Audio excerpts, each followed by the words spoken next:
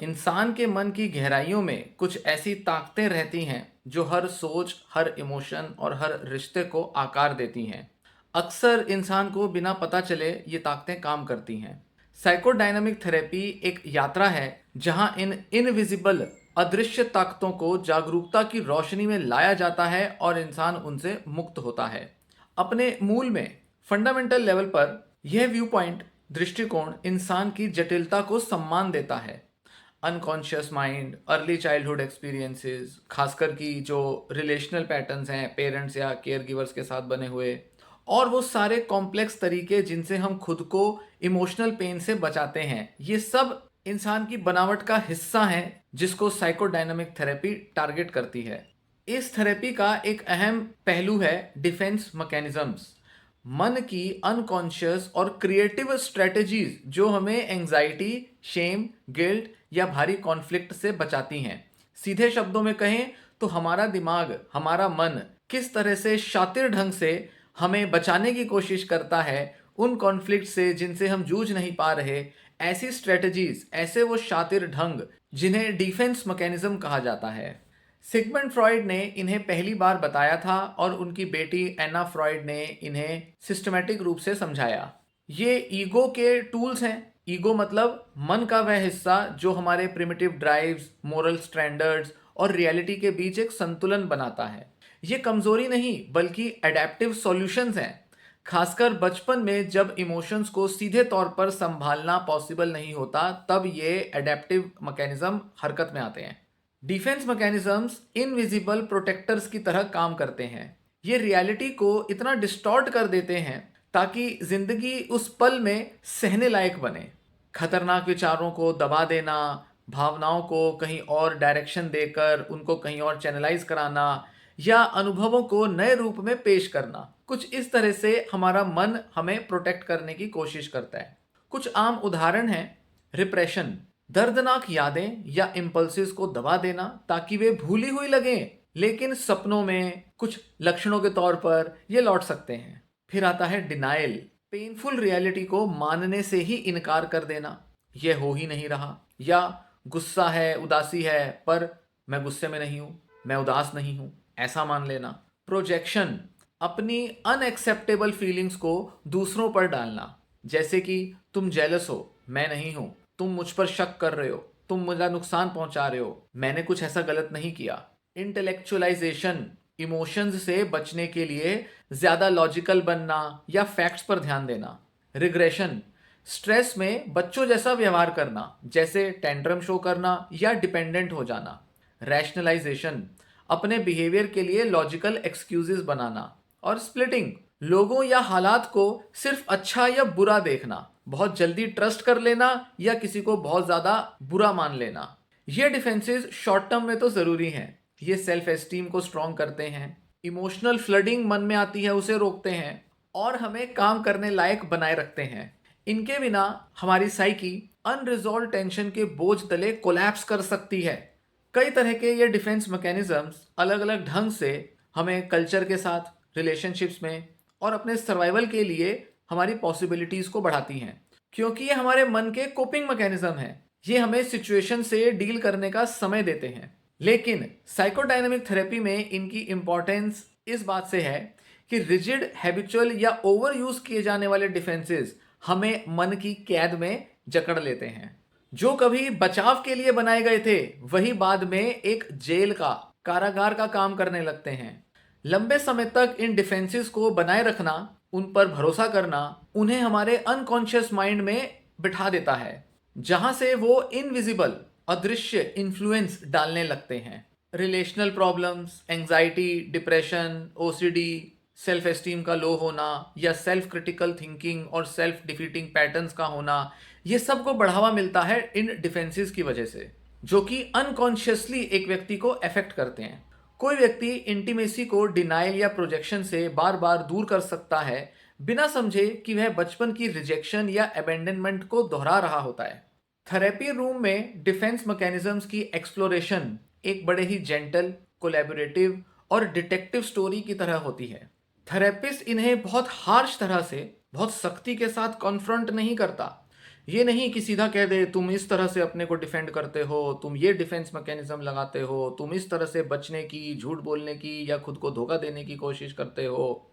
नहीं, इस तरह से जजमेंटल रवैया थेरेपिस्ट नहीं अपनाता, बल्कि क्यूरियोसिटी और रिस्पेक्ट के साथ देखता है और पेशेंट को भी इसी तरह से आगे गाइड करता है। फ्री एसोसिएशन मतलब जो भी मन में आए उसे बोलना, ड्रीम इंटरप्रिटेशन और प्रेजेंट मोमेंट्स पर ध्यान देकर थेरेपिस्ट इन डिफेंसेस को पहचानता है, खासकर कि ट्रांसफरेंस में, जहां पुराने रिलेशनल टेम्पलेट्स मतलब फ्रेमवर्क्स, ब्लूप्रिंट्स और डिफेंसेस थेरेपिस्ट पर ही प्रोजेक्ट होते हैं। मतलब पेशेंट थेरेपी में अपने पुराने जो लाइफ के जो एक्सपीरियंसेस हैं कुछ सिग्निफिकेंट लोगों के साथ, उन अनुभवों के आधार पर थेरेपिस्ट को भी उसी तरह देखता है, उसके साथ भी वैसे ही रिएक्ट करता है। तो इस चीज को ढाल बनाकर थेरेपिस्ट पेशेंट के डिफेंसेस को अंडरस्टैंड करने की कोशिश करते हैं। हीलिंग धीरे धीरे और गहराई से अनफोल्ड होती है, परत दर परत धीरे धीरे हीलिंग होती जाती है। पहले आता है अवेयरनेस।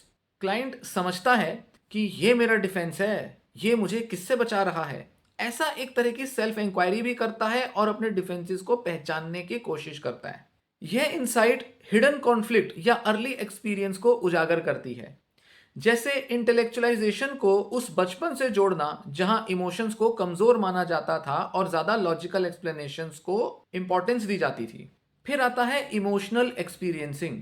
थेरेपिस्ट के साथ एडजस्ट करके उसकी नॉन जजमेंटल प्रेजेंस में क्लाइंट दबे हुए ग्रीफ, रेज, डिजायर, शेम, इन सभी इमोशंस को महसूस करता है, इन्हें एक्सप्रेस करता है, इनके बारे में बात करता है और इन्हें अपने माइंड के सरफेस पर लाता है। यह सिर्फ इंटेलेक्चुअल अंडरस्टैंडिंग नहीं होती, बल्कि एक अफेक्टिव वर्क थ्रू होता है। मतलब इमोशनल लेवल पर काम किया जाता है जो पुराने दर्द को मेटाबोलाइज करता है। जैसे जैसे डिफेंसेस हल्के पड़ने लगते हैं, वे अपनी कंपल्सिव पकड़ जो है वो खो देते हैं और पेशेंट को मिलती है साइकोलॉजिकल फ्लेक्सिबिलिटी। मतलब ज्यादा मैच्योर कोपिंग स्ट्रेटजीज को चुनने की आजादी, जैसे ह्यूमर, ऑल्ट्रुइज्म, सब्लिमेशन। कॉन्फ्लिक्ट्स अब पेशेंट के नजरिए, उसके एटीट्यूड में अब डिस्टॉर्शन नहीं रखते, बल्कि अब वो इन्हें सीधा फेस करता है और उनसे निकलने वाले सॉल्यूशंस को अपने पर्सनैलिटी और हेल्थ में इंटीग्रेट करता है। अनकॉन्शियस मटेरियल अब कॉन्शियस माइंड में आ जाता है, उसको समझा जाता है, उस पर थोड़ा अफसोस जताया जा सकता है, उसको लेकर थोड़ी सेंसिबिलिटी आती है और उन पर दोबारा से रीवर्क किया जा सकता है। पुराने रिलेशनल स्क्रिप्ट अब अपनी पकड़ खोने लगते हैं, जिससे रिश्तों में गहराई आती है, सेल्फ कंपैशन बढ़ती है और अपने ऊपर कंट्रोल की भावना बढ़ने लगती है। अब फिर से आकांक्षा का उदाहरण लेते हैं, जिसे पिछली वीडियो में डिस्कस किया था। वह थेरेपी में आती है, खालीपन और बहुत ही डिस्टर्ब रिलेशनशिप से परेशान है। वह इंटेलेक्चुअलाइजेशन और प्रोजेक्शन का इस्तेमाल करती है, जैसे दूसरों को बहुत नीडी कहना, जबकि ज़रूरतें उसकी खुद की हैं, पर वो प्रोजेक्ट करती है दूसरों पर कि तुम बड़े नीडी हो, बहुत डिमांडिंग हो। सेशंस में थेरेपिस्ट धीरे धीरे इन डिफेंसेस को हाईलाइट करता है। आकांक्षा की स्टोरी को समझकर उसे नए तरीके से इंटरप्रेट करके थेरेपिस्ट आकांक्षा को बताते हैं कि कैसे वो अलग अलग सिचुएशंस में जो प्रेजेंट टाइम पर वो डिफिकल्टीज फेस कर रही है, उनमें कैसे उसके डिफेंसेस काम करते हैं और कैसे वो उसके पास्ट से कनेक्टेड हैं। आकांक्षा समझती है कि ये उसे बचपन की अबेंडनमेंट मतलब अकेला या अलग थलग छोड़ देना और शेम से बचा रहे थे। इन भावनाओं से वो अपना बचाव ढूंढ रही थी इंटेलेक्चुअलाइजेशन और प्रोजेक्शन के माध्यम से। थेरेपिस्ट की मदद से वह दबे हुए दुख और गुस्से को महसूस करती है।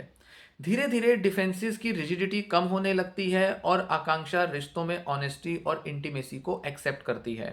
उसका सेंस ऑफ सेल्फ मजबूत होता है, सेल्फ कॉन्फिडेंस बढ़ता है और जिंदगी ज्यादा ऑथेंटिक बनने लगती है। इस नैरेटिव में डिफेंस मैकेनिज्म्स ना विलन है ना हीरो, ये इंसानी कहानी उसके मन का हिस्सा है।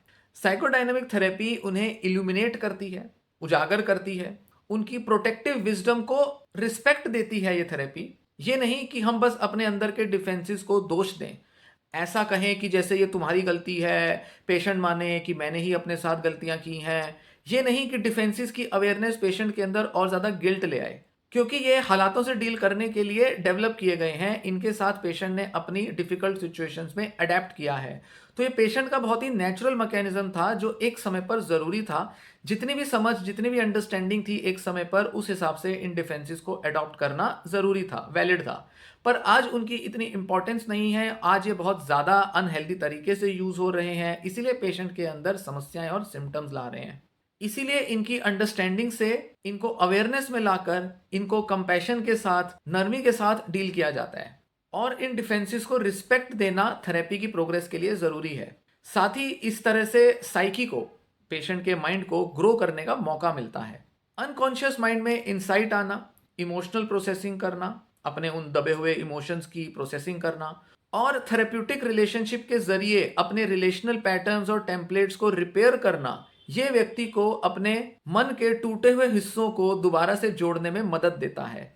नतीजा होता है एक लॉन्ग लास्टिंग ट्रांसफॉर्मेशन, बड़ा एक परिवर्तन आता है। सिम्टम्स में कमी आती है, सेल्फ अवेयरनेस में गहराई आती है, रिलेशनशिप्स में सेटिस्फेक्शन मिलती है और जिंदगी ज़्यादा ऑथेंटिक और जेन्युइन बनने लगती है। थेरेपी के सक्सेस के बाद पेशेंट का पास्ट उसके प्रेजेंट को डिक्टेट नहीं करता, उसको रूल नहीं करता, और मन के ये जो रक्षक हैं, डिफेंसेस, आराम कर सकते हैं, क्योंकि अब बहुत मेच्योरिटी और एक रियलिस्टिक पर्सपेक्टिव पेशेंट के मन को शेप करते हैं। एक तरह की पर्सनल इंटीग्रेशन पेशेंट के स्वभाव में जगह बनाने लगती है। पेशेंट अब टूटा हुआ महसूस नहीं करता, जबकि अपने कंट्रोल में अपने अंदर एक जुड़ाव महसूस करता है, एक तरह की स्ट्रेंथ महसूस करने लगता है।